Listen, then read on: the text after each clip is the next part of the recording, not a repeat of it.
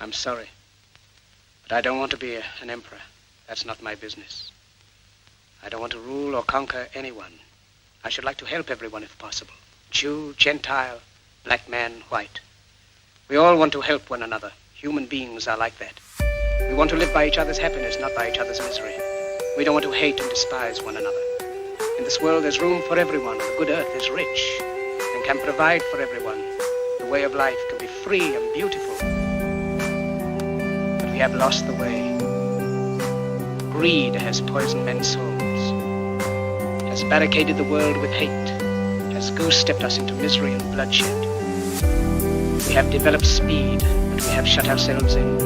Machinery that gives abundance has left us in want. Our knowledge has made us cynical, our cleverness hard and unkind. We think too much and feel too little. More than machinery, we need humanity. More than cleverness, we need kindness and gentleness. Without these qualities, life will be violent, and all will be lost.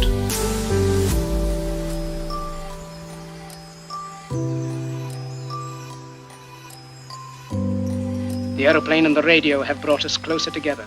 The very nature of these inventions cries out for the goodness in men, cries out for universal brotherhood, for the unity of us all. Even now, my voice is reaching millions throughout the world, millions of despairing men, women, and little children, victims of a system that makes men torture and imprison innocent people. To those who can hear me, I say, do not despair. The misery that is now upon us is but the passing of greed, the bitterness of men who fear the way of human progress. The hate of men will pass, and dictators die, and the power they took from the people will return to the people. And so long as men die, liberty will never perish.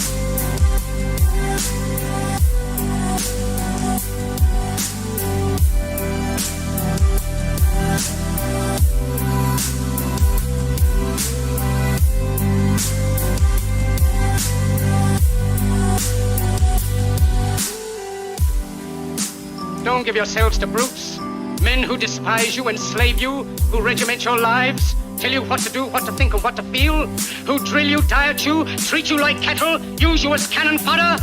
Don't give yourselves to these unnatural men with machine minds and machine hearts. You are not machines, you are not cattle, you are men. You have the love of humanity in your hearts. You don't hate, only the unloved hate, the unloved and the unnatural. In the 17th chapter of St. Luke it is written, the kingdom of God is within man, not one man nor a group of men, but in all men, in you. You, the people, have the power to create machines, the power to create happiness. You, the people, have the power to make this life free and beautiful, to make this life a wonderful adventure. Then in the name of democracy, let us use that power. Let us all unite. Let us fight for a new world, a decent world, that will give men a chance to work, that will give youth a future and old age a security. By the promise of these things, brutes have risen to power, but they lie. They do not fulfill that promise. They never will. Dictators free themselves, but they enslave the people. Now let us fight to fulfill that promise. Let us fight to free the world. Let us all unite!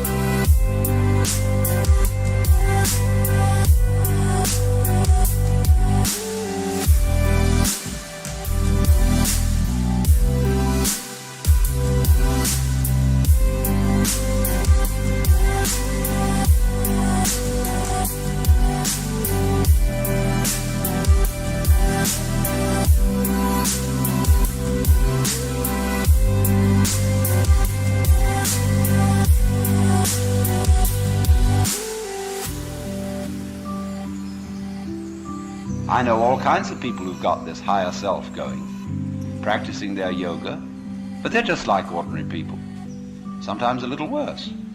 And they can fool themselves. They can say, for example, well, my point of view in religion is very liberal. I believe that all religions have divine revelation in them, but I don't understand the way you people fight about it.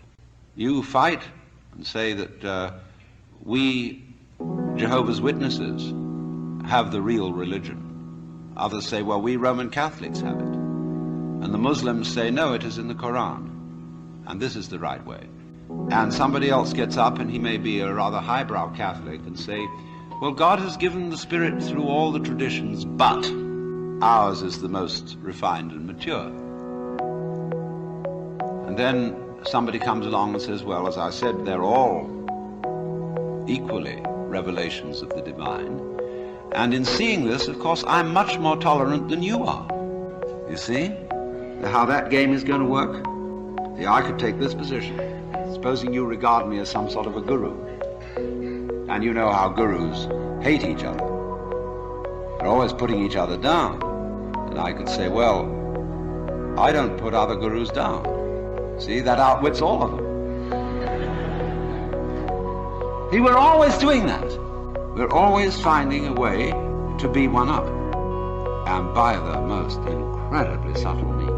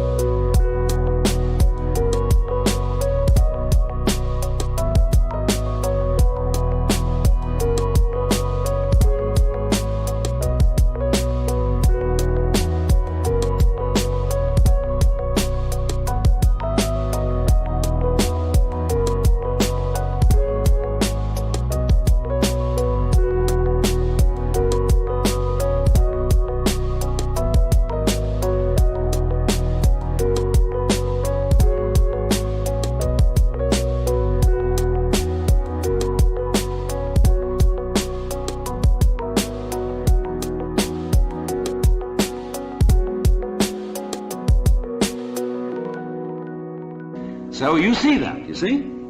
And you say, I realize I'm always doing that. And tell me, how do I not do that? I say, why do you want to know?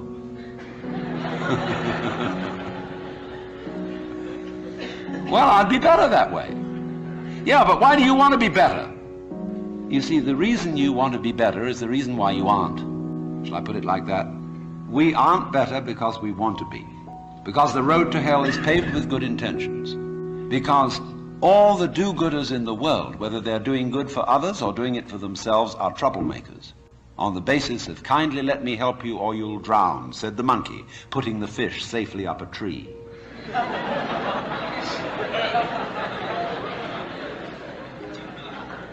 We white Anglo-Saxon Protestants, British, German, American, have been on a rampage for the past 100 or more years to improve the world. We have given the benefits of our culture, our religion, our technology to everybody, except perhaps the Australian Aborigines. And we have insisted that they receive the benefits of our culture, even our political styles, our democracy. You'd better be democratic, or we'll shoot you. And having conferred these blessings all over the place, we wonder why everybody hates us. How do you know what's good for other people? How do you know what's good for you?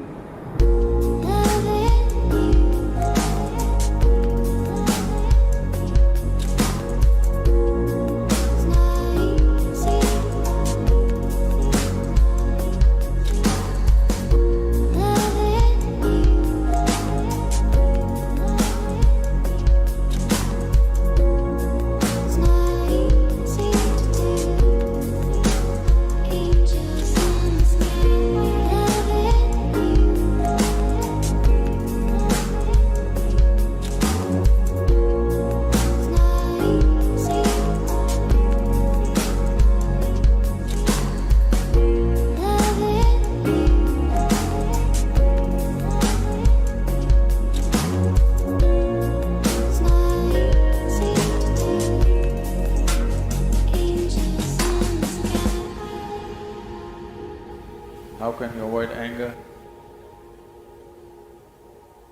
If you're driving in the Coimbatore street, you have to avoid bad drivers.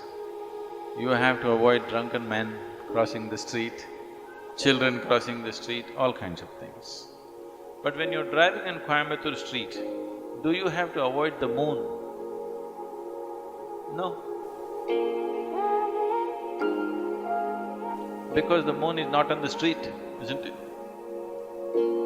So similarly, right now are you angry? No? Then why should you avoid it? There's no need to avoid it. It is just that you think anger is an entity. Anger is not an entity. You become angry. Anger is not sitting somewhere and you go hit it. There is no such thing. You become angry.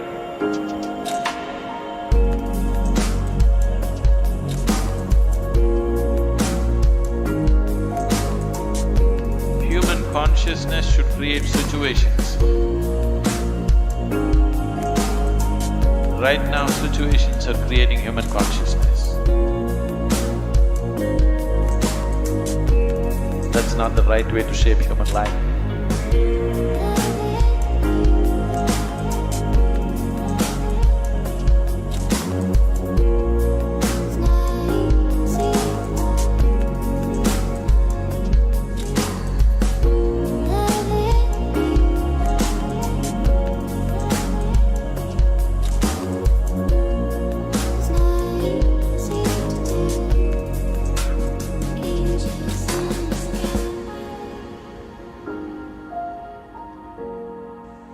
The very word secrecy is repugnant in a free and open society. And we are, as a people, inherently and historically opposed to secret societies, to secret oaths, and to secret proceedings. And no official of my administration, whether his rank is high or low, should interpret my words here tonight as an excuse to censor the news, to stifle dissent, to cover up our mistakes, or to withhold from the press and the public the facts they deserve to know. For we are opposed around the world by a monolithic and ruthless conspiracy that relies primarily on covert means for expanding its sphere of influence.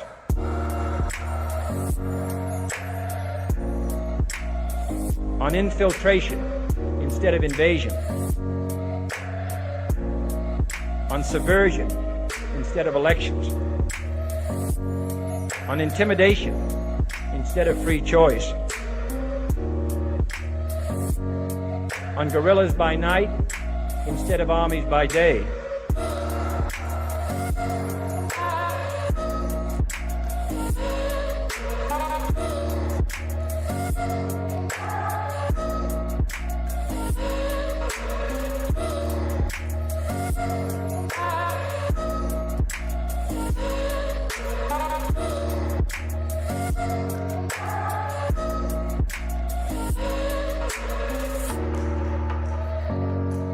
It is a system which has conscripted vast human and material resources into the building of a tightly knit, highly efficient machine that combines military, diplomatic, intelligence, economic, scientific, and political operations.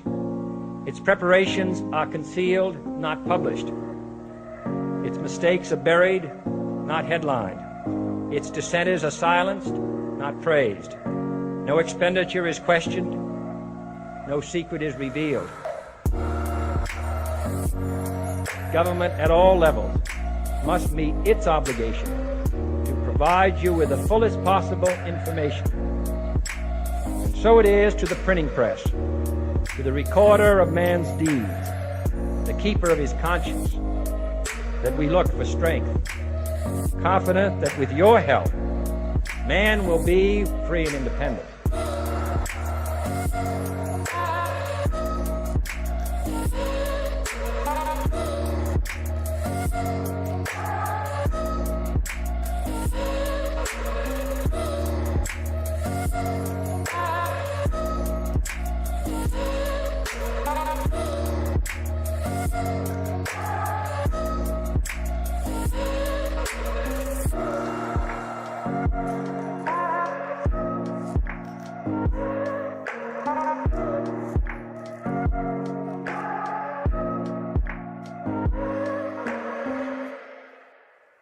the famous saying, we don't see things as they are, we see them as we are, which means you look at reality through the screen of your thinking and your judgment, which is conditioned by the past. It's like blinkers, worse than blinkers. It's like looking at reality through heavy veils. And so the identification with thinking, believing in your thoughts, having no space outside of the movement of thought, that is the unconscious condition. And then you are burdened with a heavy ego, which is not an entity apart from thought. It is thoughts that you have identified with. And the first moment of freedom comes when you realize that certain thoughts have been going through your head for years, perhaps, and that they are only thoughts, and that you are not the thought, you are the awareness.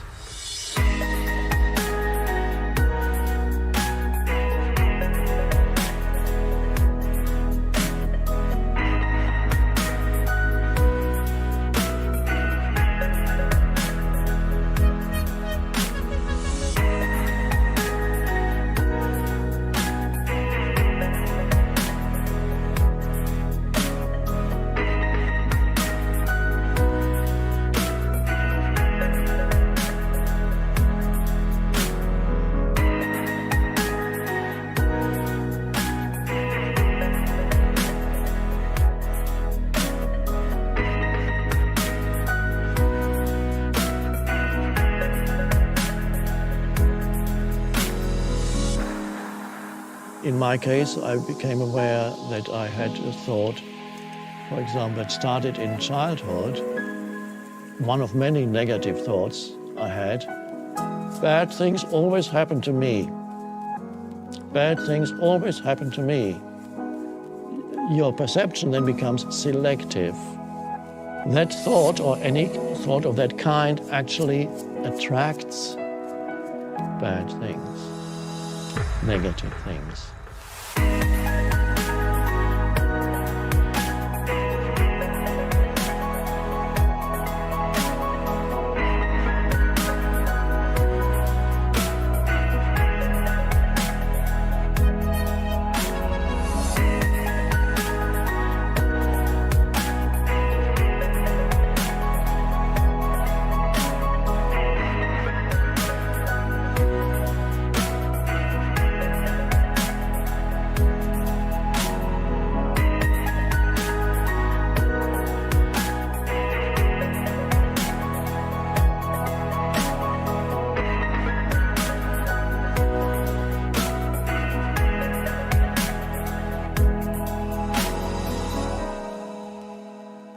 There are 100 billion neurons in the brain. Okay, there are more, each making thousands of connections to other cells. There are more connections in a single cubic centimeter of brain tissue than stars in our galaxy. And yet our inner experience offers absolutely no clue that this is the case. And so we're not just slightly out of touch with the material basis of our inner lives, we're completely out of touch with it. I mean, I actually think about the human brain a fair amount, but it almost never occurs to me that I actually have one.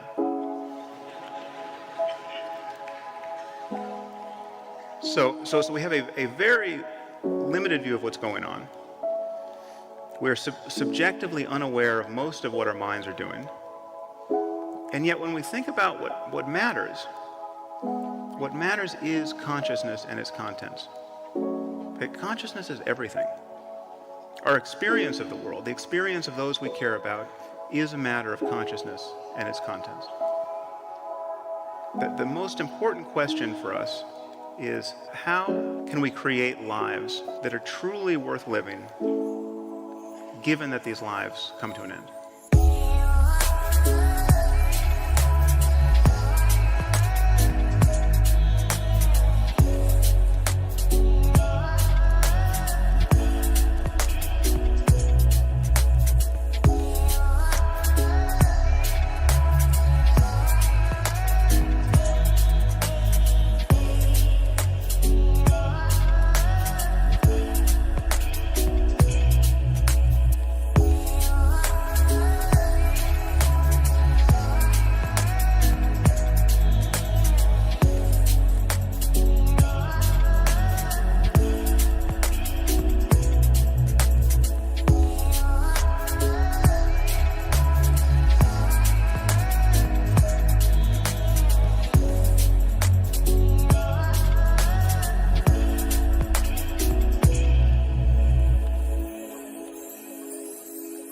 much of what we want in life, much of what we want to experience, entails struggle, and many of us learn to enjoy the struggle itself in some measure.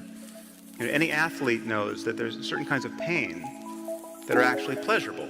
If the burn of lifting weights was actually the symptom of a disease, it would be intolerable. But because it's happening in the context of progress, most people learn to enjoy it.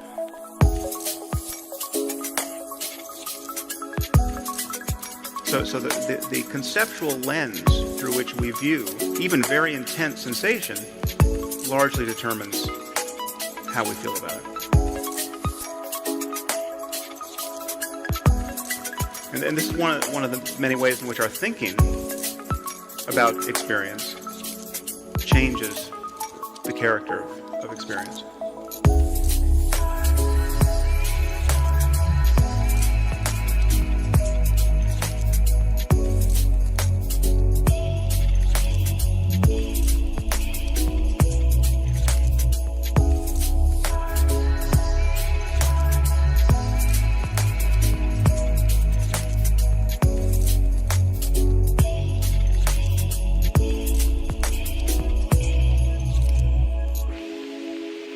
I am in your brain right now.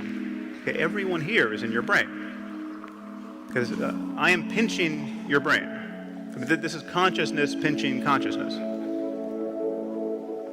Whatever you can possibly notice in your body, in your mind, in the world, has only one place to appear: in your conscious experience. Now, I'm not saying this is all just a dream. But as a neurological matter, it is very much like a dream. It is a dream that is constrained by inputs from the external world. And the dreams we call dreams at night are dreams that are not constrained by the external world. But your mind is all you have. It's all you've ever had. It's all you have to offer other people. And this might sound callous to say when there may be many other aspects of your life that seem in need of being addressed. When you're struggling to find a career or you're sick, but it's still true. If you're perpetually angry and depressed and confused and unloving, it doesn't matter how much success you have or who is in your life, you're not going to enjoy any of it.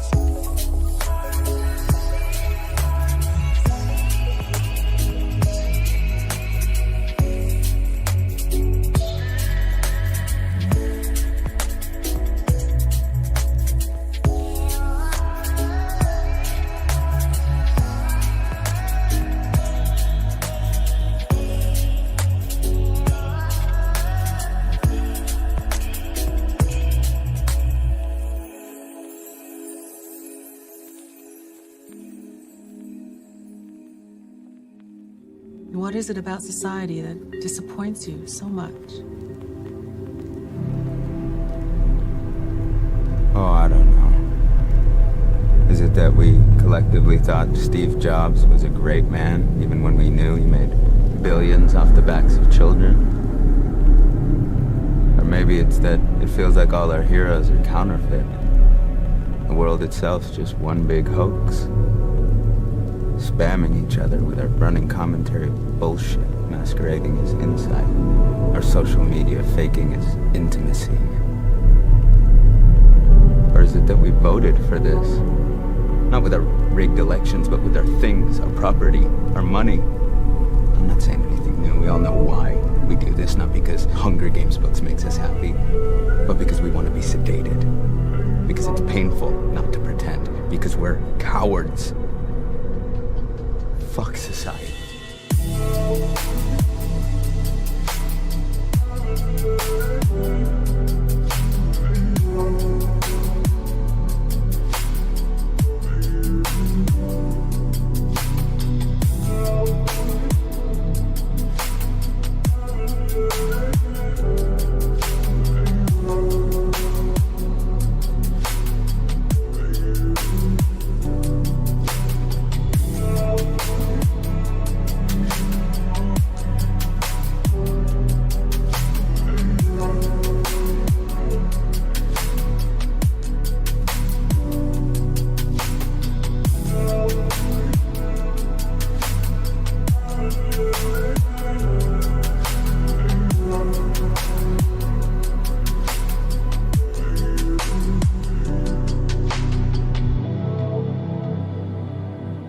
I went to a meeting of geneticists not so long ago where they gathered in a group of philosophers and theologians and said, now look here, we need help. We now are on the verge of figuring out how to breed any kind of human character. We can give you saints, philosophers, scientists, great politicians, anything you want. Just tell us, what kind of human beings ought we to breed? So I said, how will those of us who are genetically unregenerate make up our minds what genetically generate people might be? Because I'm afraid very much that our selection of virtues may not work.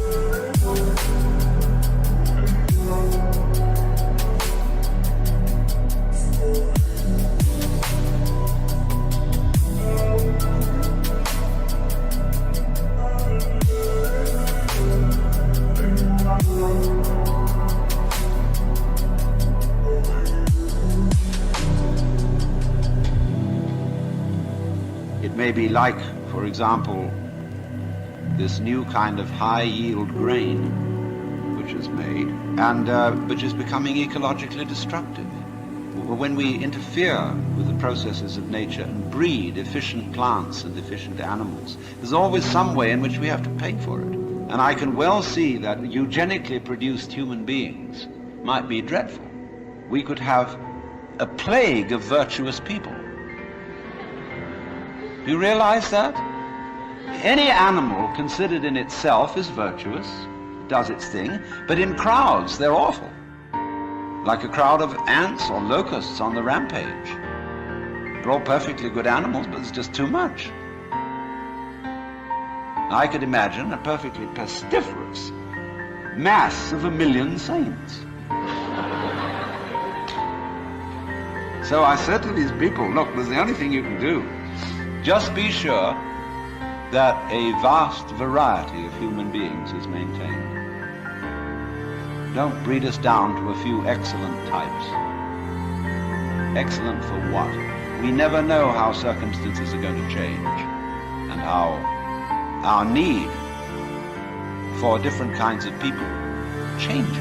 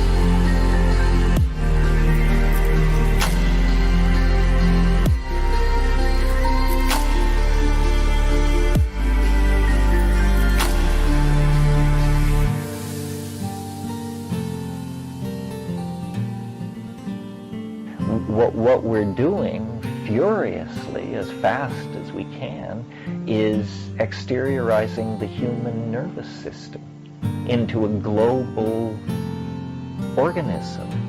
And what's happening is a lot of people are being left behind, or without even realizing it, are just opting out and saying, you know, I can't handle it, it's too much to think about, I think I'll see what's on daytime TV, or I'll buy a newspaper, or I'll walk in the park, to attempt to maintain the illusion that, things are as they are. Things aren't as they are. Things have already become as they will be. The future is now not ahead of us. We're there. We're there. And the only question is, where do you position yourself now in this multidimensional matrix?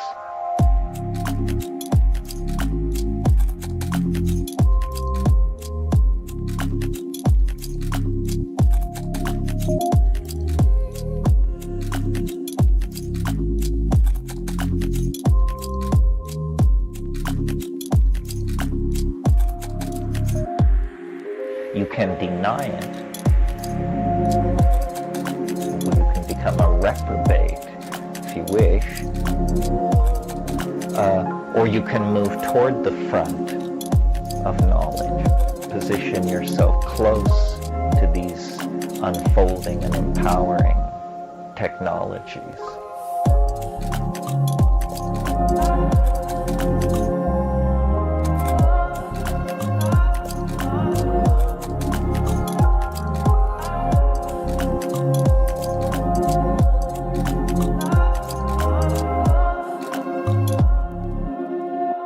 Like all animals, human beings want to dominate and exploit the resources around them. At first, we mostly hunted and fished and ate off the land, but then something terrible happened to our minds.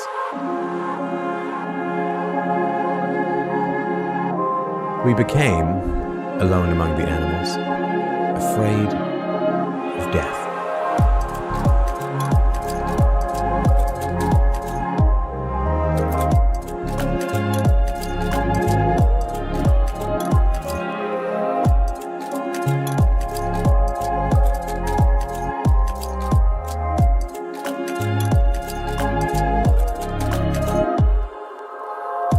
This was the start of a great tragedy and an even greater possibility. You see, when we become afraid of death, of injury and imprisonment, we become controllable and so valuable in a way that no other resource could ever be. The greatest resource for any human being to control is not natural resources or tools or animals or land, but other human beings. You can frighten an animal because animals are afraid of pain in the moment, but you cannot frighten an animal with a loss of liberty, with torture or imprisonment in the future. You cannot swing a sword at a tree and scream at it to produce more fruit, or hold a burning torch to a field and demand more wheat. You cannot get more eggs by threatening a hen, but you can get a man to give you his eggs by threatening him. This human farming has been the most profitable and destructive occupation throughout history, and it is now reaching its destructive climax.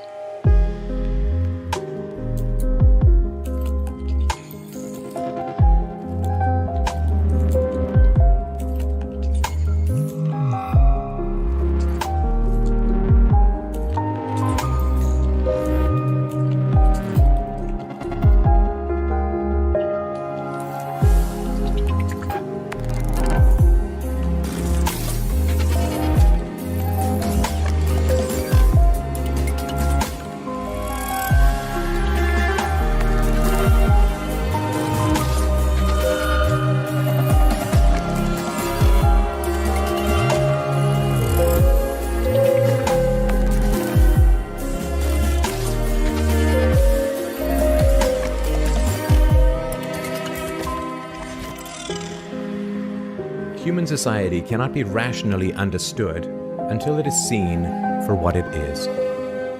A series of farms where human farmers own human livestock. Some people get confused because governments provide healthcare and water and education and roads, and thus imagine that there is some benevolence at work. Nothing could be further from the reality. Farmers provide healthcare and irrigation and training to their livestock. Some people get confused because we are allowed certain liberties and thus imagine that our governments protect our freedoms. But farmers plant their crops a certain distance apart to increase their yields.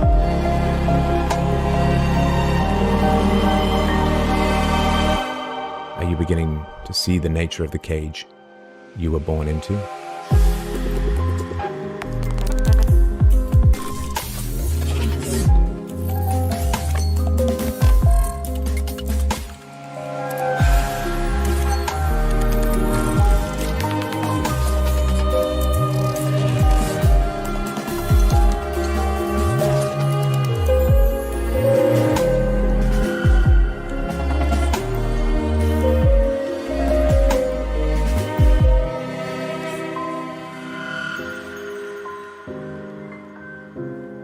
What the Big View shows is the all.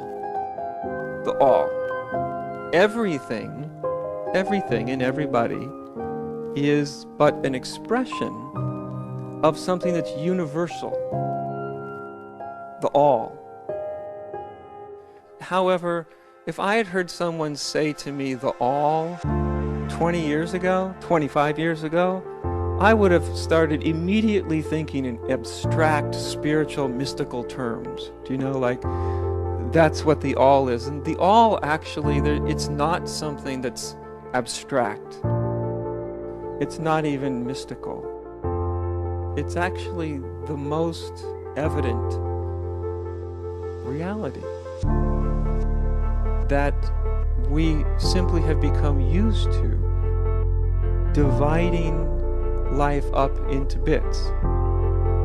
And we started that very young. The first thing we all learned to divide into bits was you.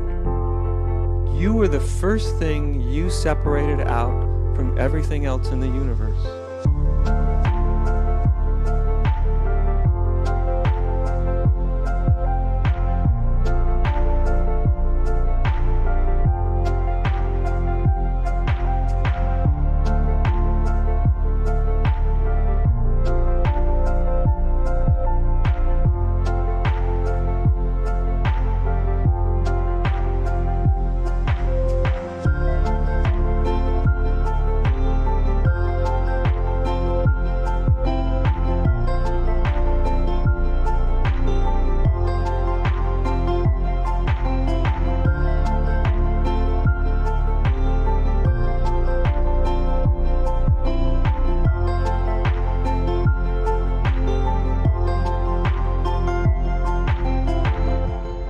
And you did it with your name. When you understood that your name applied to the confines of your skin and bones, you did the impossible. You separated yourself out from the whole universe. You could throw in God just for good measure as well. Do you know? As soon as you got that, not as soon as you got the name, because when you first got the name, you know, you had no idea what your parents were talking about, you know. And eventually you simply responded, but you still didn't know what the name meant. You know, a 6-month-old infant will respond to the name because they know it usually means something. They're going to get fed or they're getting whatever.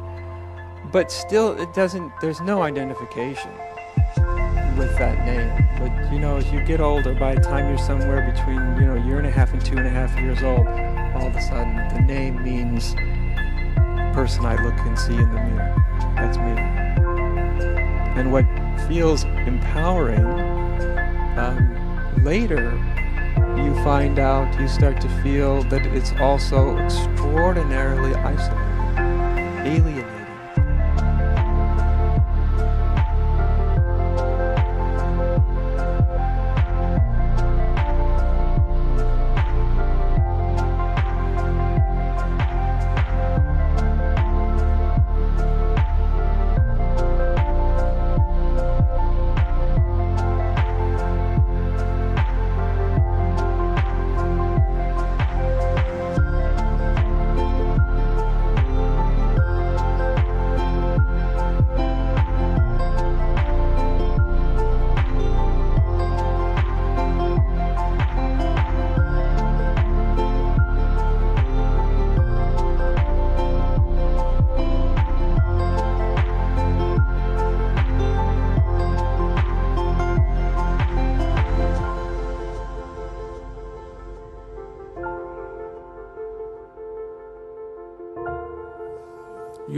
The very thought of God occurred to you only because you saw creation, isn't it?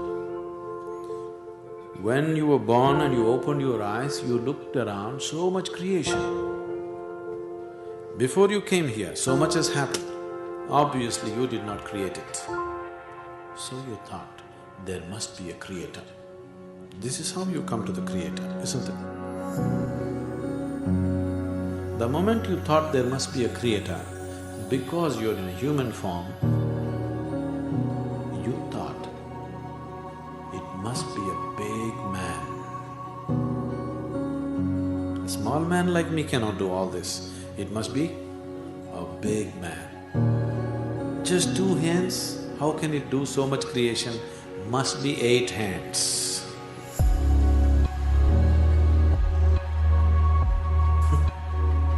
Isn't it so?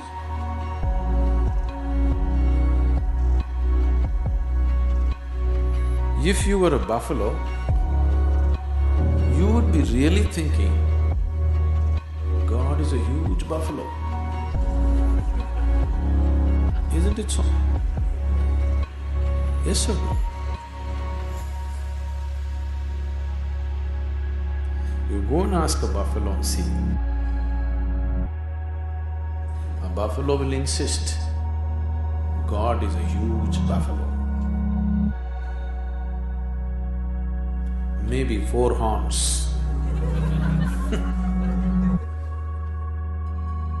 You know Idi Amin? You heard of Idi Amin? The Uganda man? Idi Amin declared, God is black. I agree with him. If a white man can have a white God, why can't a black man have a black God? But both those people are confused. We know God is brown.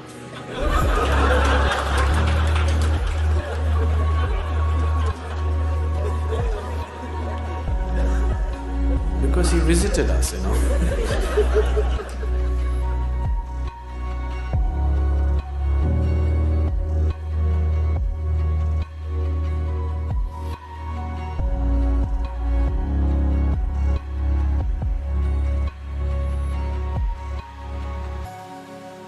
So dogs will ask, why not a dog god? Actually, the spelling also is close, you know.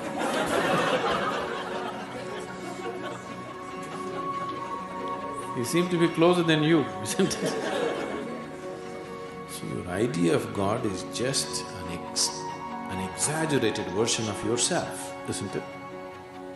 Your idea of God is just an exaggerated version of yourself. See, you're still not able to define yourself, isn't it? Whatever definition you put on yourself is not correct. Any kind of definition you put on you, it is not enough to describe this one. The source of creation, how are you going to put a definition on it? You cannot define it, you cannot understand it.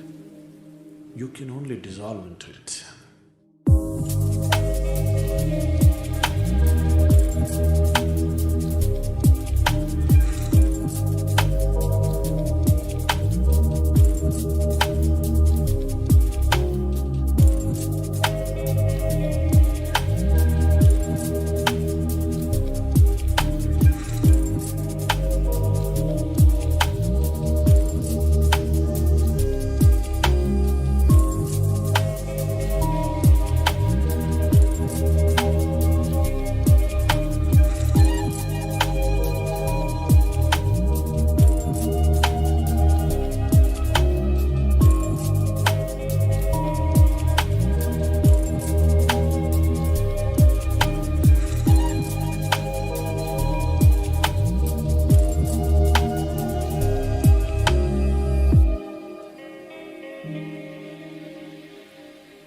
to most people, the present moment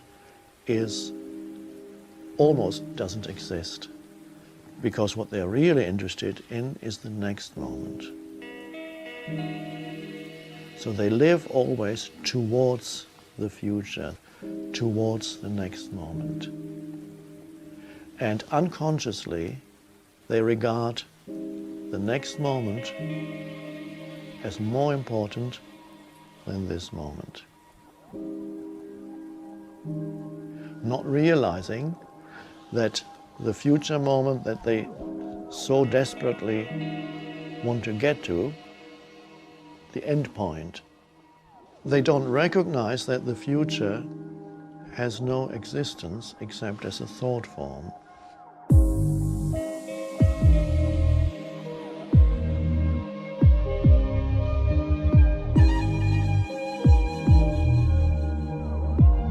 So when you always live towards the future, you live your life trapped in the conceptual reality of thought forms. Life is always now.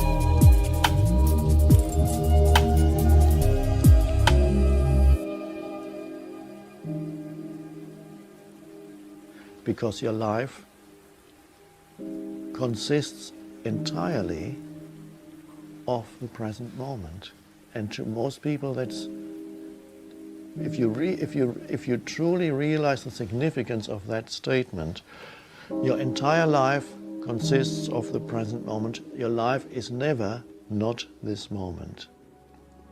Even when you remember the past, you can only remember it now. And when you think about the future, you can only think about it now. But people live as if the present moment were an obstacle that they need to overcome in order to get to some better point, which never arrives. So that's a mad way to live. And it makes living hard. It makes living into an effort.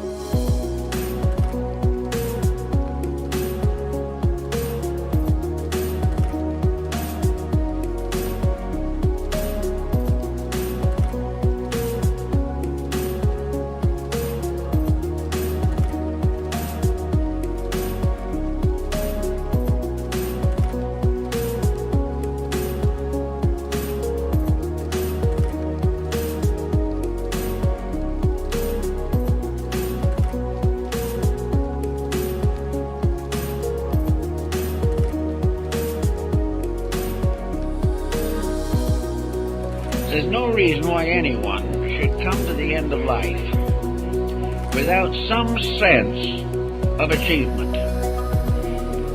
I know many people, I've been in a good many rooms when death came, most of whom regret something. They wish they'd been more kind. They wish they had a few more years so they could live them more wisely. They wish they had searched to develop greater happiness or greater insights and had not been buried in professions or trades or in economic patterns that were unbreakable. Very few people, as you know, pass on fully convinced that they have achieved as far as they could what they were here for. But those who do pass along with a greater sense of peace and a greater sense of integrity look back upon the kindliness that they have shown. The sacrifices that they have made for others are suddenly more than worthwhile. They keep to themselves everything they gave. They lose from themselves everything they kept.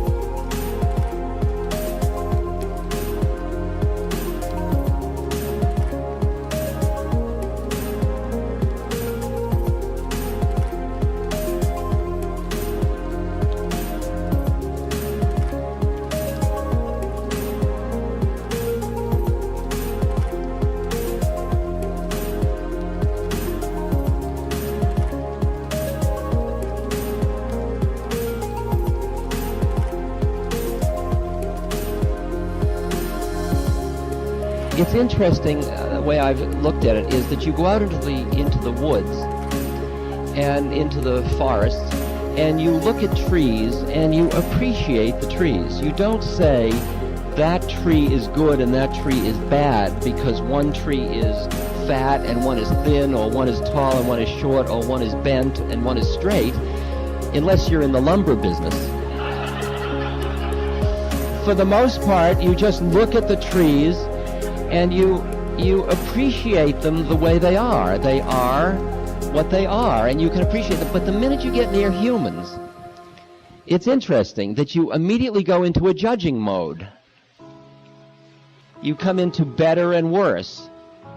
And you do that out of your own insecurity. You do that out of your own need constantly to be reassuring yourself. So you're saying that person is got more hair than I do, or that person is see, that's the one I picked. So I wonder why that, or you go into you find dimensions constantly judging and equating. Am I as good as? Am I equal to? Am I as good a mother? Am I as beautiful a woman? Am I as effective a this, a worker? Am I whatever it is, whatever dimension? And you get caught in constantly living in a judging realm.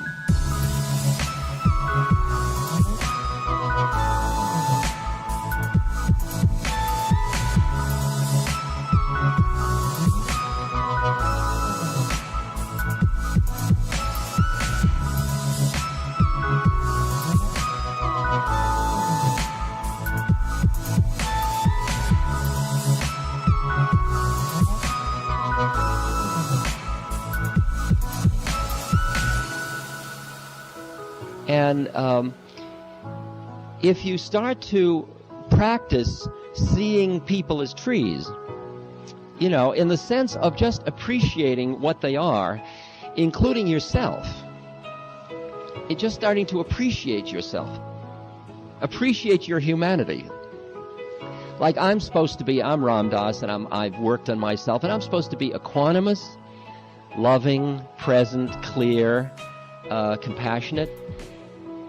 Oftentimes, I get tired, I'm angry, I'm petulant, I'm closed down. Now, for a long time, I get into those states, and I would feel really embarrassed.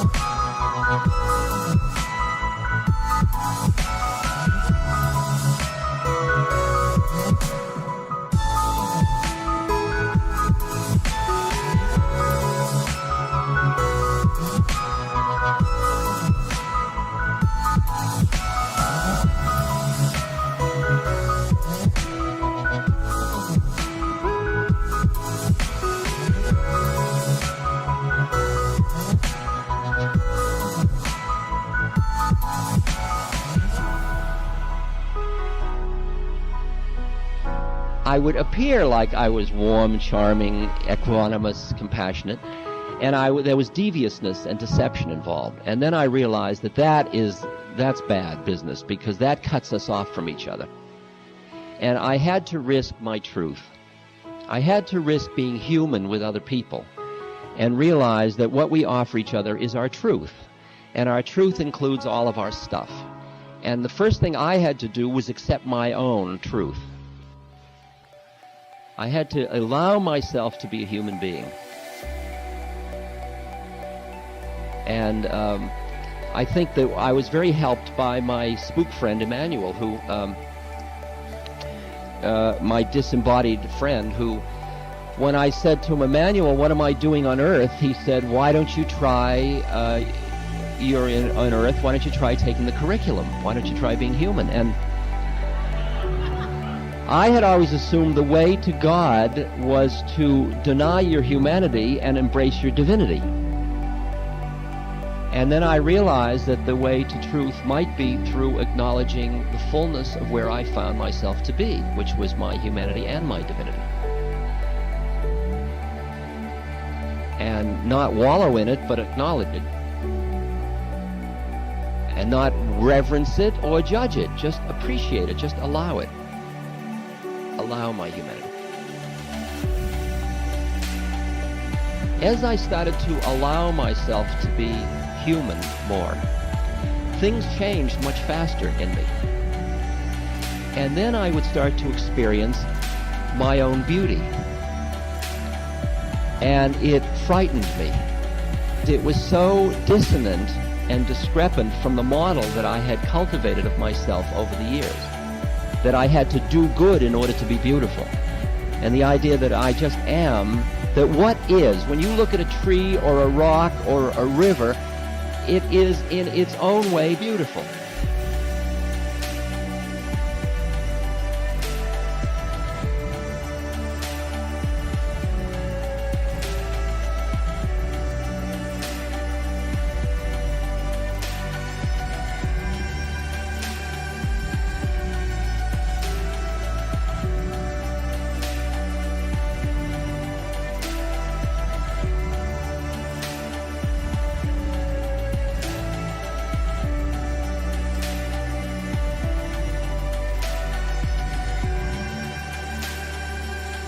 I know Laura Huxley, who's a very dear friend. In her kitchen, she has these jars over the sink, and she takes old beet greens and orange peels and things and sticks them in water in these long, beautiful pharmaceutical jars. And then they slowly mold and decay, and there are these beautiful decay formations and mold. And it's really garbage.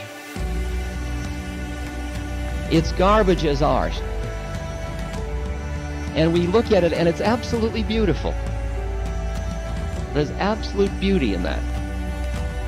And I've begun to expand my awareness to be able to look at the universe as it is and see what is called the horrible beauty of it. The horrible beauty of it. There's horror and beauty in all of it, because there's decay in all of it. We're all decaying. I look at my hand, and it's decaying.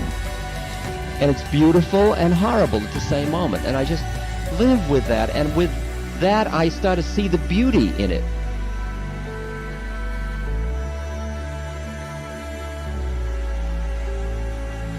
So we're talking about appreciating what is.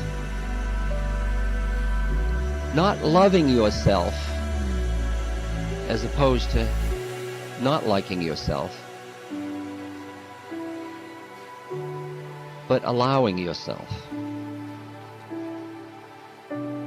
And as you allow, it changes.